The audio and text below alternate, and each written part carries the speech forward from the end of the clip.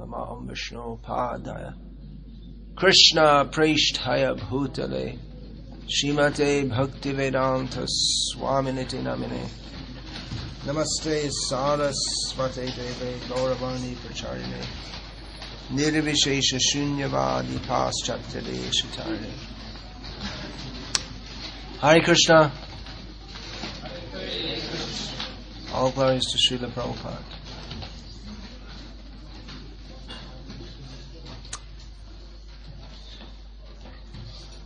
Om Namo Bhagavate Vasudevaya.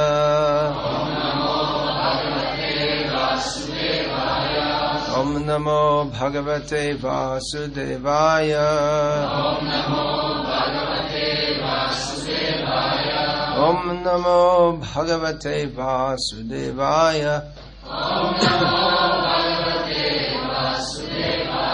Bhagavad Gita as it is, chapter 9, text 13, translation and commentary by His Divine Grace A.C. Bhaktivedanta Swami Prabhupada. Those who know the verse can chant after me. It's a well-known verse from Bhagavad Gita. Mahatma nastu mang partha Daiving prakritim ashritaha Bhajantyananya manaso Yatva bhutadim avyayam.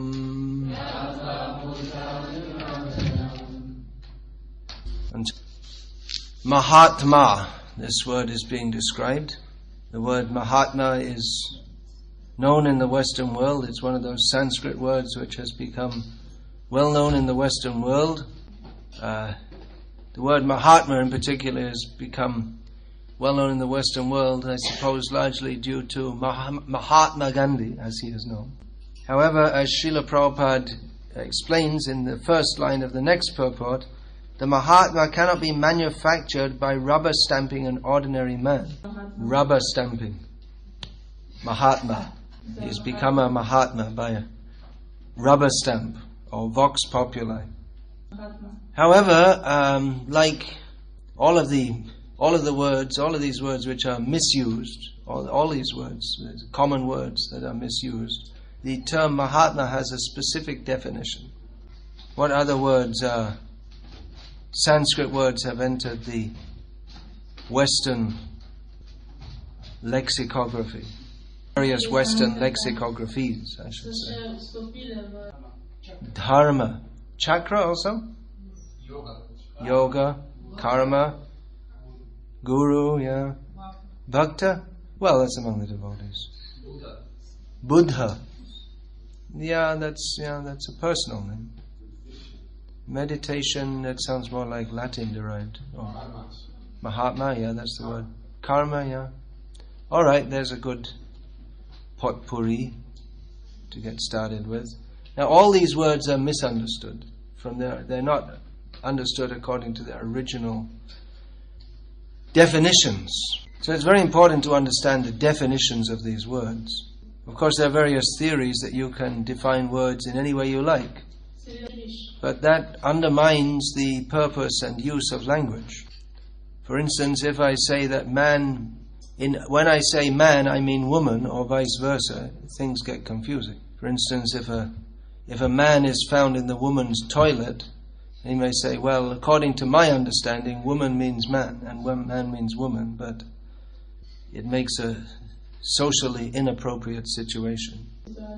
But there are theories like this, that you can just, whatever you understand something to mean, that understanding is a fact for the individual, which is totally absurd, but goes on in the name of philosophy. Most of what goes on in the name of philosophy is absurd, because then there are no defined frames of reference or ways of thinking. It just becomes a mental cacophony. So the Vedic literatures, they are meant for giving knowledge. Veda means knowledge. Knowledge and opinion are two distinct terms. Specifically, the Vedic literature is meant for giving knowledge of reality. What is reality? In the here in the Vedic literature, especially in Bhagavad Gita, the appearance of reality is separated from the actual reality. Those who are chasing after the appearance of reality, they can never find the actual reality. That is described by Lord Krishna, the ultimate authority in Vedic knowledge, in the verse previous to the one which we have just read. Moghasha mogha karamano mogha jnana vichesasaha rakshasim asuring chaiva mohini prakritim mohining shritaha. Yeah, you can read the translation. So the verse which we are reading today, that describes the Mahatma, and specifically as one who is not bewildered. He doesn't live on the platform of, well, maybe it's like that or maybe it's like this. But he is under the shelter of the divine energy. He is enlightened. Enlightenment, that's a popular word nowadays. Generally understood to mean someone whose consciousness floats in some nebulous, undefined, vaporous kind of situation. But here it's described as under the shelter of the divine energy. That divine energy has been described by Krishna as his divine energy. And the Mahatma is further defined as one who, ananya manasaha, with undeviated consciousness, worships Krishna, knowing Krishna to be the Supreme Personality of Godhead. So, Srila Prabhupada in the purport means the further explanation, says that the first sign of the Mahatma is that he is already situated in the divine nature. That's the second sentence of this purport.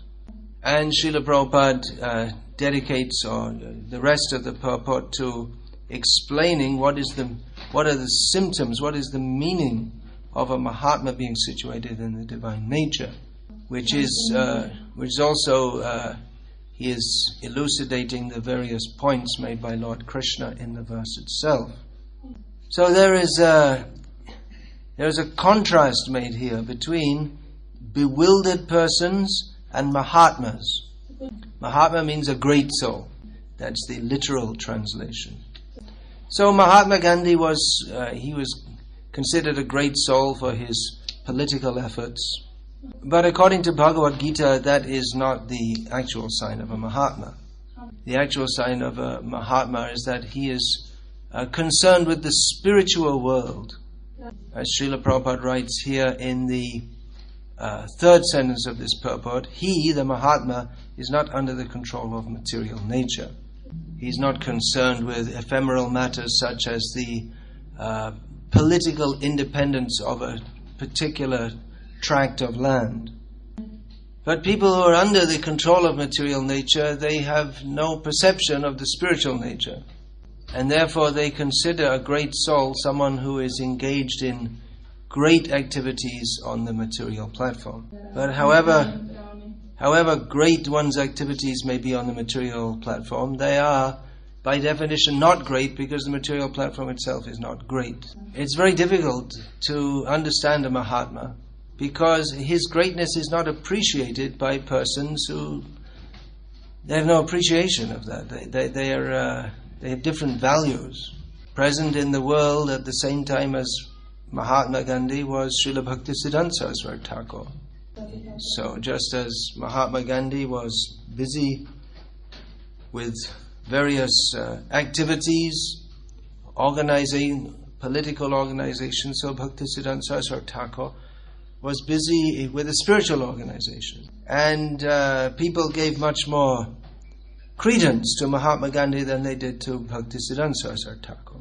We find also that our own spiritual master, Srila Prabhupada, disciple of Srila Bhaktisiddhanta Saraswati Thakur, he's not appreciated properly. Certain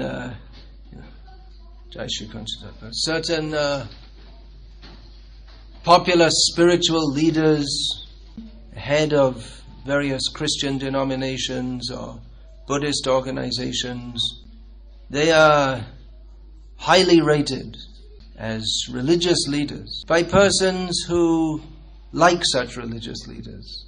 They fit the stereotype of a religious leader. They're religious. That means they're doing their thing. They're a monk or a priest, and they offer us some kind of religious path which we can follow or not follow, and it makes us feel good if we follow it. However, Srila Prabhupada wasn't like that. He didn't fit the stereotype of a religious leader. Once a TV journalist approached Srila Prabhupada and asked him that, what was the question exactly? I can't remember. What is the nature of your form of Buddhism? Something like that. He asked some kind of strange question. And they're all strange questions. Srila Prabhupada replied that we have nothing to do with this Hinduism or Buddhism. We are preaching the truth, and if you want, you can take it. He spoke personally to the journalist. So, to external vision, a Mahatma may appear to be an ordinary person. He eats, sleeps, walks, talks, travels here and there, apparently just like any other person.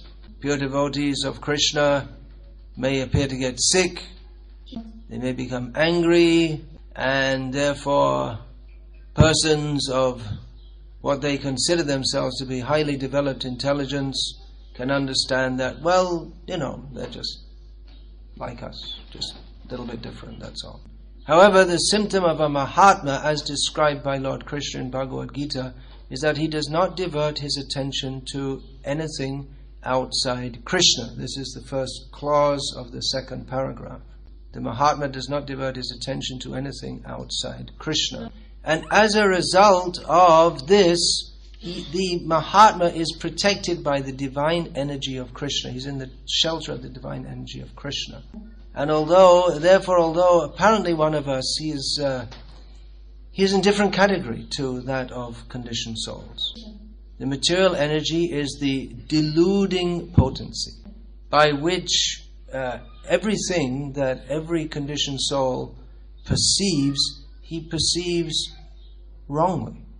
Everything a conditioned soul perceives, he perceives as paraphernalia for his personal enjoyment, which is impossible because the jiva cannot enjoy separately from Krishna. Therefore, the conditioned soul spends his whole existence like a dog chasing his tail. He cannot catch it. The endeavor is futile. Therefore, moghasha mogha karamano mogha jnana vichetasa rakshasing asuring chaiva prakriting mohining shritaha. Same conclude. This is the condition of the non-devotees. The previous verse, you can read it again. But because the pure devotees of Krishna are fully connected with Krishna and under the protection of his divine nature, they see everything clearly. We see trees, buildings, cars, roads. We see all these things as paraphernalia for my sense enjoyment. But a pure devotee sees everything in connection with Krishna. Unfailingly, his vision he's not deluded. Therefore, his perception of everything is in a different category to that of conditioned souls. Brahmapramad vipralipsa karana patav arsha vigya vakya nahi doshe shab. The conditioned souls have four basic defects. They are illusion, they make mistakes, they have the cheating propensity and the imperfect senses. But these faults are not present in the words of self-realized persons, because their words are directed by the Supreme Personality of Godhead's internal energy. That internal energy is known as Antaranga Shakti or Bhakti Shakti, the energy by which devotion to the Supreme Personality of Godhead is affected. So we see in the lives and the words of pure devotees this Bhakti Shakti, this powerful current of pure devotion. There is nothing shallow therein. We find in every action of Srila Prabhupada, everything he did, it was fully imbued with the spirit of pure devotional service to Krishna. That everything he spoke was imbued with the energy or the potency of pure devotion to Krishna. the words of pure devotees are imbued with potency. And thus, by speaking and by acting, the pure devotees are able to pick up conditioned souls and place them also in the Bhakti Shakti. This is the sure characteristic or feature of one who is actually situated in the devotional energy. The ability to bring others also into that devotional energy, into devotional service. No one can bring others to devotional service by tricks or gimmickry. Tricks, gimmickry, okay, just say tricks. It's more or less the same thing.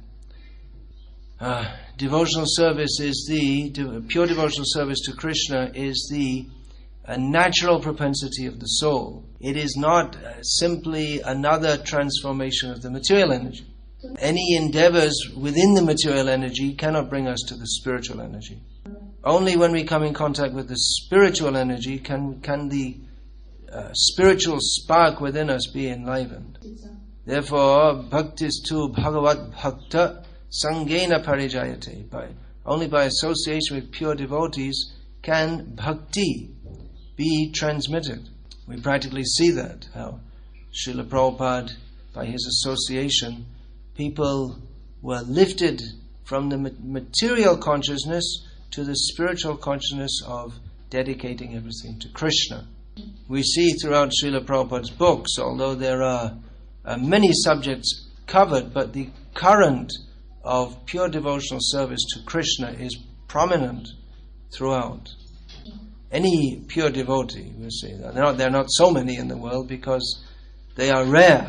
They're not common. You don't find Mahatmas loitering on every street corner. But fortunately, the Mahatmas, even after they leave this world, they remain in this world by their instructions and their writings. So we find in the writings, for instance, of Srila Bhaktisiddhanta Saraswati Thakur, Srila Bhaktivinoda Thakur, all the great pure devotees, this very powerful current of pure devotion to Krishna, this spirit of pure devotion to Krishna, that I have nothing in this world, I am only surrendered to you, Krishna. Sarvasvatoma charane sopya. This, for instance, Bhaktivinoda Thakur says that I have dedicated everything at your lotus feet. I offer everything at your lotus feet. Manasa deho geho jo kichumo apilun tuapade nanda kishore. Whatever I consider mine, my mind, my body, my house, I offer in your service, O Krishna. I've surrendered that. So profuse writing, song after song, book after book, with this current of complete dedication to Krishna.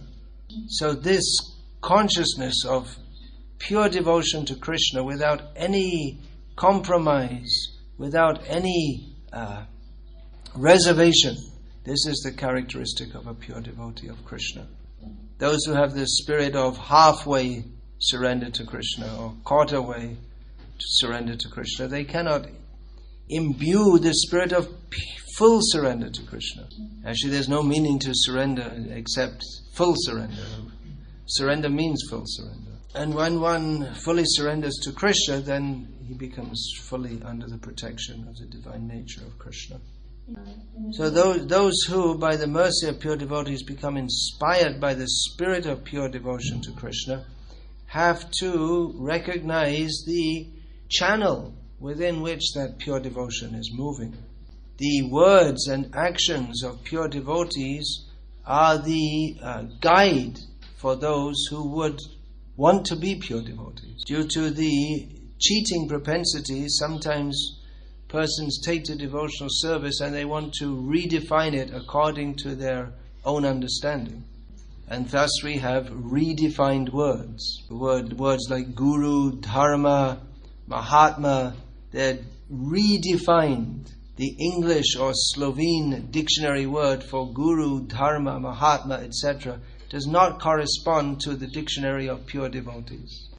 So this is a cheating activity to say, yes, I have a guru, I'm a disciple, but we've we've redefined the words guru and disciple.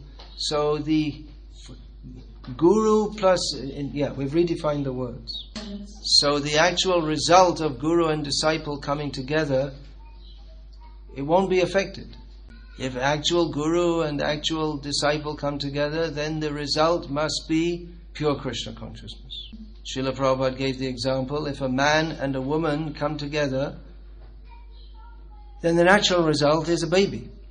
That is the natural result of marriage. But just like in the secular field, they have redefined marriage, so instead of man plus woman, it's man plus man equals marriage, or woman plus woman equals marriage.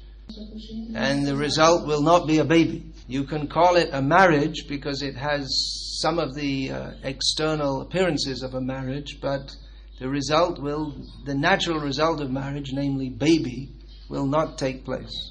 So we can redefine Mahatma or Guru as someone who panders to our sense gratification in the name of spiritual life. And we can redefine disciple as someone who, for his sense gratification, makes a show of being spiritual. And in the dictionary of deluded persons, this is the way they define Mahatma, Guru, disciple, yoga, dharma, etc. And the result will be the same as every other word in the dictionary, which is illusion, repeated birth and death. And they will say, well, this is reality, because they don't know anything else, and they don't want to know anything else. But Krishna, here in Bhagavad Gita, speaks from the platform of actual reality.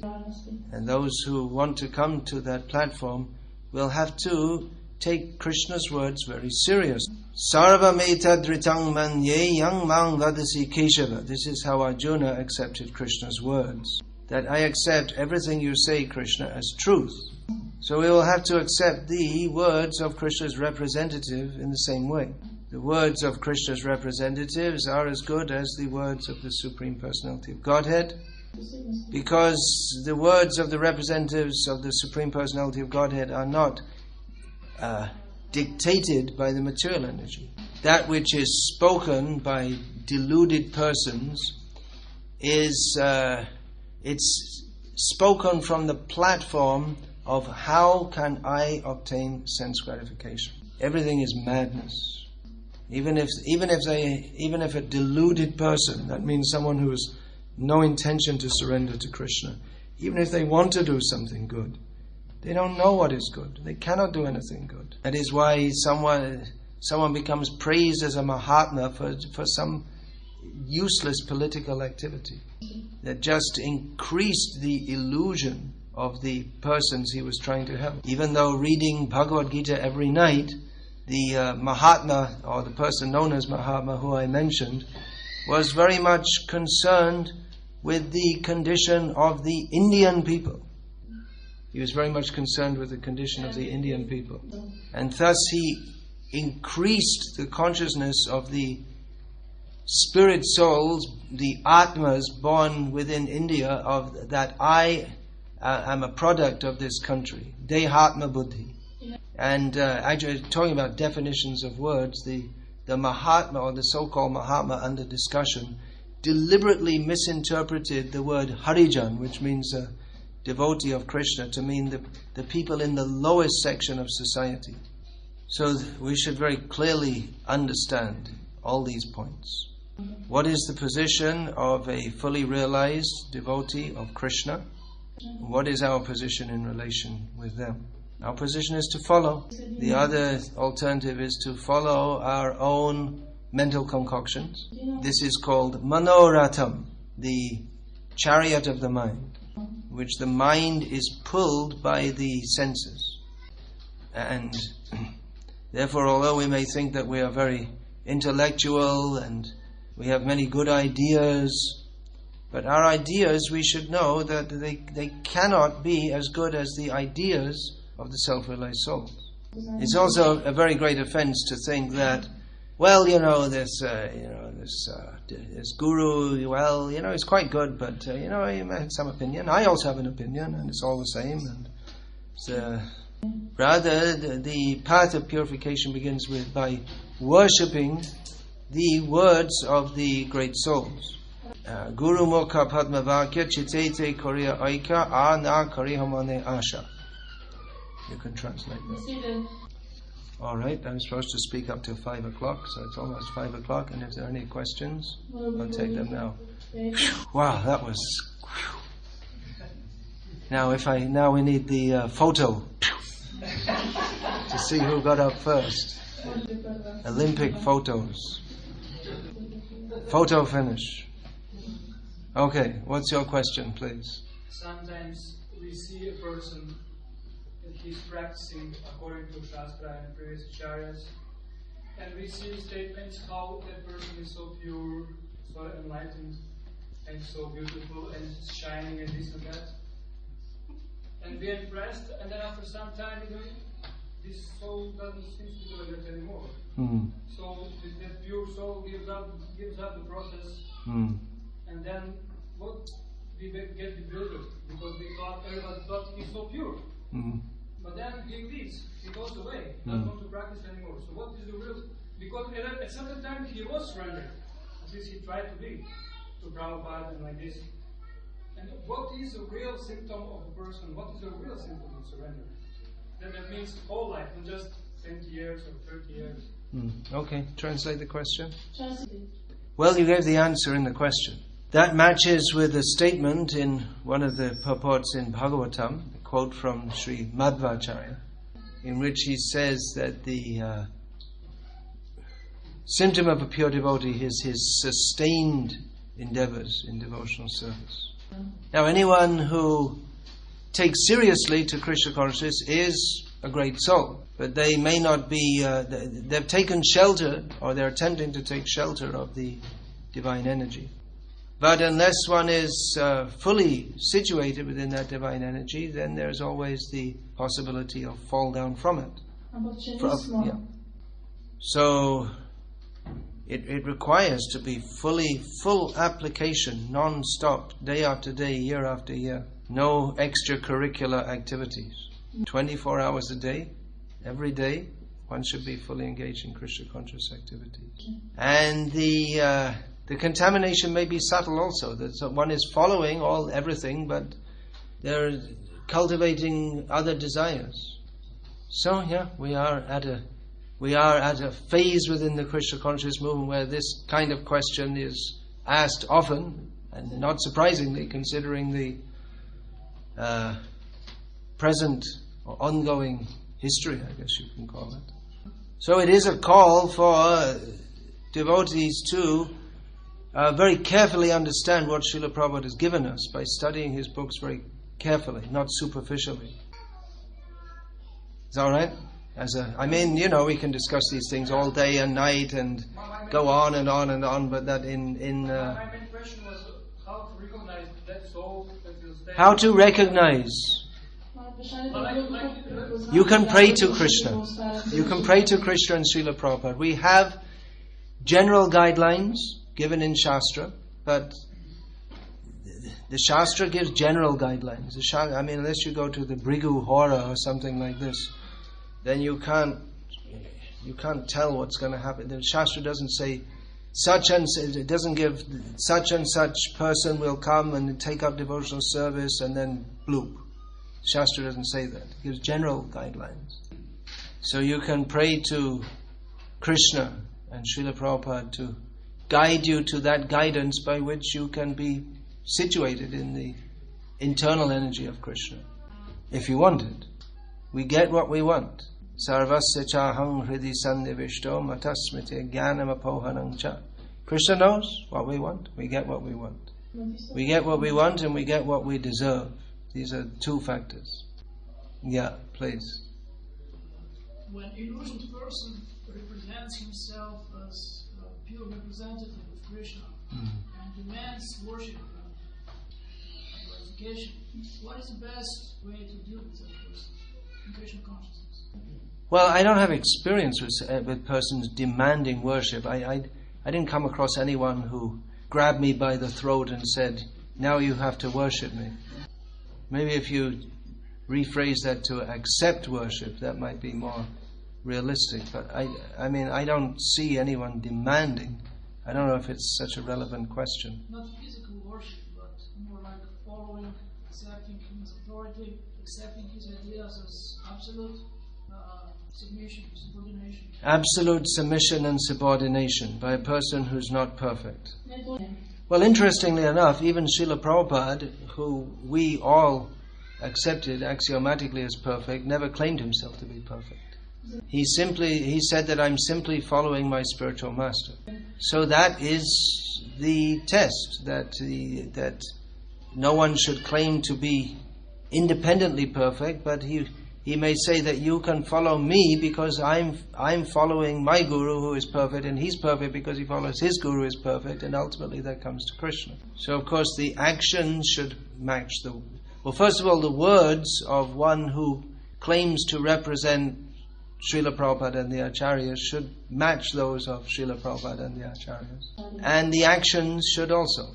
Now, exactly to behave in the same way as Srila Prabhupada, that's not expected.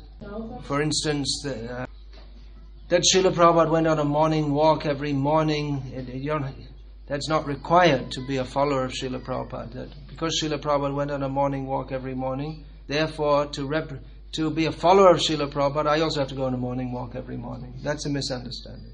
But Krishnarte Akila Cheshta, that all endeavors should be done for the sake of Krishna, this spirit should be imbibed. All activities should be done for the sake of Krishna, according to the instructions of Guru, Sadhu and Shastra.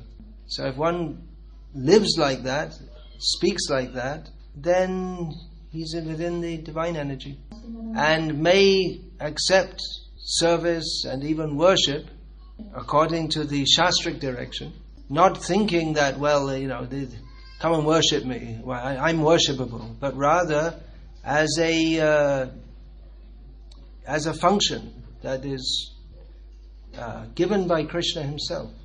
As Bhaktisiddhanta Saraswati Thakur explained, that the Guru, he is to explain the Srimad Bhagavatam to his disciples.